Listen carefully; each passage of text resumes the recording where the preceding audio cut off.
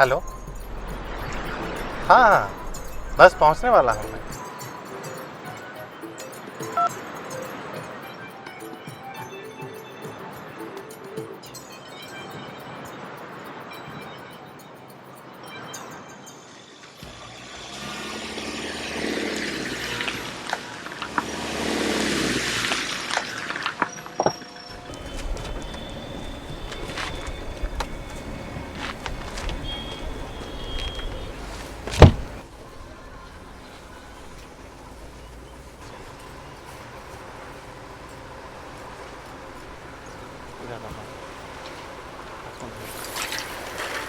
तुम थोड़ा टेंशन ना करो, यहाँ डालो, तुम यहाँ डालो, इसमें डालो,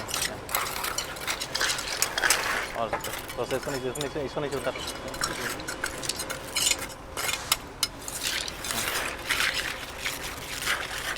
थोड़ा सा और कुरेस का मारो, इसको कुरेस का मारो सबका।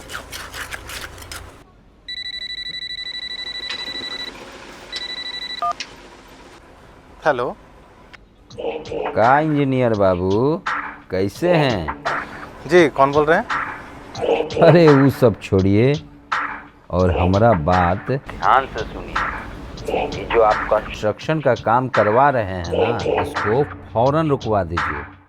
आपके इस कंस्ट्रक्शन की वजह से हमारा बहुत नुकसान हो रहा है और हम अपना नुकसान कौनो कीमत पर बर्दाश्त नहीं करेंगे। देखिए, जो कंस्ट्रक्शन का काम हो रहा है ये प्राइवेट ज़मीन पे काम हो रहा है और उन्हीं लोगों के द्वारा ये काम कराया जा रहा है। आपको किसी भी तरह का दिक्कत है तो आप उनसे जाके बात कीजिए। तो अब हम नहीं, हमारा गोली आपसे बात करेगा। लगता है आपका ऊपर जाने का टाइम आ गया है।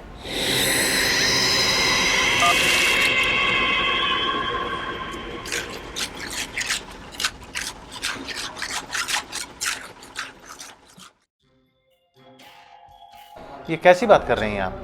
कोई मुझे जान से मारने की धमकी दे रहा है और आप एफआईआर लिखने से मना कर रही हैं। आप जैसे पुलिस वालों के कारण ही ना लोगों का भरोसा पुलिस से उठता जा रहा है। देखिए, आप मेरी बात को समझ नहीं रहे हैं। आपका मामला असंज्ञेय है और असंज्ञेय मामला में बिना मजिस्ट्रेट के आदेश के हम एफआईआर नहीं कर सकते हैं। आप आवेदन दिए हैं, नाम स्टेशन डायरी में मेंशन कर रहे हैं और आप जाके कोर्ट में शिकायत दर्ज कीजिए।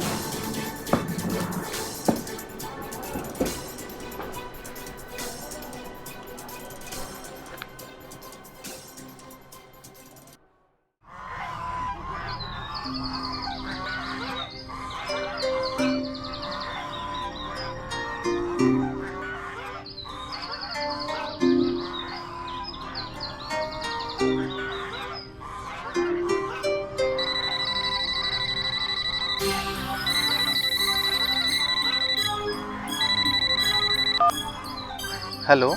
कैसे हो इंजीनियर बाबू? अरे कल हमारे घर पे पार्टी है और तुम्हें आना पड़ेगा। सॉरी सुबोध, कल मैं नहीं आ सकता। मैं बहुत परेशान हूँ। क्यों, क्या हुआ? अरे यार, किसी ने मुझे जान से मारने की धमकी दी और ऊपर से तुम्हारा डिपार्टमेंट एफआईआर तक करने को तैयार नहीं। अच्छा चल, मैं सब समझ गया। ऐसा कर, तू हमारे घर आ जा, मैं तुझे सब समझाता हूँ। अच्छा, फोन रखता हूँ। Okay, bye.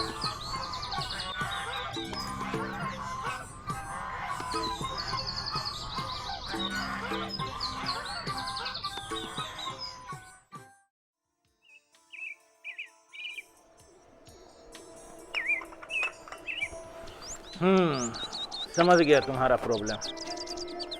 यार तुम इंजीनियर लोग इंजीनियरिंग की मोटी मोटी किताब तो पढ़ लेते हो, लेकिन हमारी सामाजिक व्यवस्था जिस कानून से चलती है उसे नहीं पढ़ पाते।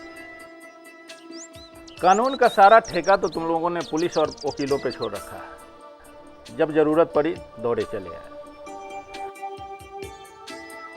देखो, आज मैं तुझे कुछ समझाता हूँ। हमारी कानून व्यवस्था जिस प्रक्रिया से संचालित होती है वो है दंड प्रक्रिया संहिता। दंड प्रक्रिया संहिता में अपराध को दो श्रेणी में बांटा गया है। एक है संज्ञेय अपराध, जिसे तुम जैसे पढ़े लिखे लोग अंग्रेजी में कॉग्निजेबल ऑफेंस बोलते हैं, और दूसरा है असंज्ञेय अपराध, जिसको अंग्रेजी में नॉन कॉग्निजेबल ऑफेंस बोलते हैं। अभी ये कॉग्निजेबल ऑफेंस और नॉन कॉग्निजेबल ऑफेंस क्या है? चलो मैं बतलाता हूँ। कॉग्निजेबल ऑफेंस क्या है? कॉग्निजेबल ऑफेंस वह अपराध है जिसमें पुलिस बगैर मजिस्ट्रेट के आदेश के प्राथमिकी दर्ज कर सकती है और उसमें बगैर वारंट के गिरफ्तारी भी कर सकती है। इसके विपरीत नॉन कॉग्निजेबल ऑफेंस में पुलिस बगैर मजिस्ट्रेट के आदेश के न तो FIR कर सकती है और न बगैर वारंट गिरफ्तारी कर सकती है। अब जहाँ तक तुम्हारा मामला है, तुम्हें जान से मारने की धमकी दी गई है और यह IPC की धारा 506 के अंतर्गत दंडनीय अपराध है। हालांकि इसमें अपराधी के लिए सज़ा 7 साल का प्रावधान है, लेकिन फिर भी यह नॉन कॉग्निजेबल अपराध है और इसमें पुलिस को कोई अधिकार नहीं है कि इसमें प्राथमिकी दर्ज करे जब तक मजिस्ट्रेट का आदेश प्राप्त न हो। मजिस्ट्रेट के आदेश के प्राप्ति के बाद ही इसमें प्राथमिकी दर्ज हो सकती है और इसी कारण तुम्हें पुलिस ने कोर्ट में जाने का निर्देश दिया है। हाँ यार, पुलिस ने तो बिल्कुल सही काम किया है। हम बेकार ही पुलिस को दोष दे रहे थे। एक बात बताओ, हम कैसे समझेंगे कौन सा मामला कॉग्निजेबल ऑफेंस है, कौन सा मामला नॉन कॉग्निजेबल ऑफेंस है? ये सवाल तूने बहुत बढ़िया किया। देखो यार, ये है दंड प्रक्रिया संहिता और इस दंड प्रक्रिया संहिता में IPC की जितनी भी धाराएं हैं उन सारे धाराओं का एक संक्षिप्त विवरणी तैयार किया गया है और इन सारे विवरणी को अनुसूची 1 में शामिल किया गया है और अनुसूची 1 में जितनी भी धाराएं दी गई है उन सभी धाराओं में कौन सा धारा कॉग्निजेबल है, कौन सा धारा नॉन कॉग्निजेबल है, कौन सी धारा जमानतीय है, कौन सा धारा अजमानतीय है और किस धारा में कितनी सज़ा दी गई है, सारा का जिक्र इसमें किया गया है। अगर एक बार तुम इस किताब को उलट कर देख लोगे, तुम्हें सारी जानकारी यहाँ से मिल जाएगी। समझ गया दोस्त। आज तक मैं समझ रहा था कानून सिर्फ वकील और पुलिस वालों के लिए ही। आज समझ में आया इसका इस्तेमाल हम भी कर सकते हैं।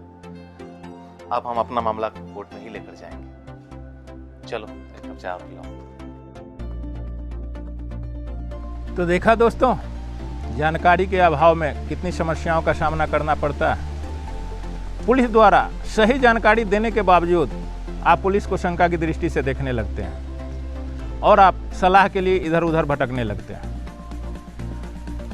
विशाल मेरा दोस्त है, गनीमत है वह मेरे पास सलाह लेने के लिए पहुंच गया और मेरे समझाने पे वो समझ गया। लेकिन यदि इस बीच वो किसी दलाल के चंगुल में फंस जाता तो क्या होता? इसलिए मैं दोस्तों आपसे हाथ जोड़कर निवेदन करता हूँ, आप कम से कम उस कानून के बारे में अवश्य जानकारी रखिए जो आपके रोजमर्रा की ज़िंदगी से संबंधित है। आइए हम और आप मिलकर इस जिम्मेवारी को उठाते हैं। तो अब मिलते हैं फिर किसी नए कानून की नई धाराओं के साथ। तब तक के लिए हमें आज्ञा दीजिए। जय हिंद।